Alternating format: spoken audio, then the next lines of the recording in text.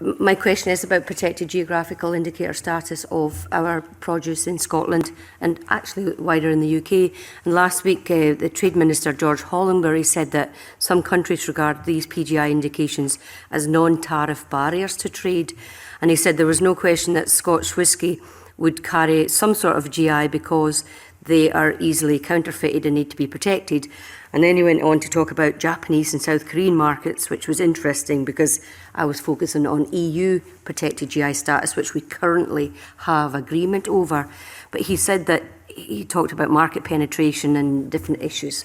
So it was kind of interesting how his information was different than David Mundell, who gave us information on the following day, basically said the intention was that GI status would remain exactly as they are and that we would have such arrangements in any future trade deals. So I'm interested in the differing opinions, the information that's coming out, and even a reluctance from the UK government to give assurances over the future of GI status.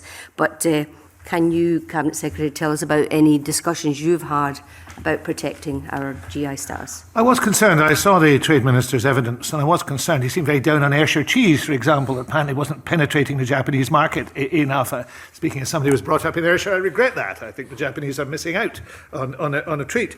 I was concerned about the dichotomy in view. My understanding is that there has been a strong commitment made to the food and drink industry that PGI status will be maintained.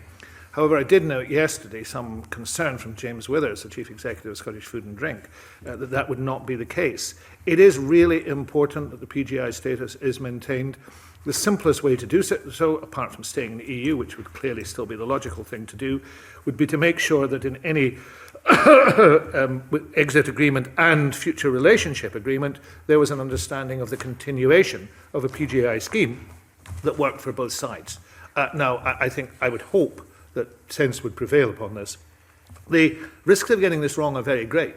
And if the Trade Minister himself is not committed to PGI status across the board, then I do think we have a very serious problem. So we will continue to argue for PGI status, not just for Scottish whisky, not just for Scottish beef and Scottish lamb, but for the other things that are of extreme importance. I mean, the cheeses, and also, if I may mention it, the Stornoway black pudding, the Arbroath smokies, which are very important and which need to be recognised. And if the Trade Minister won't, we will.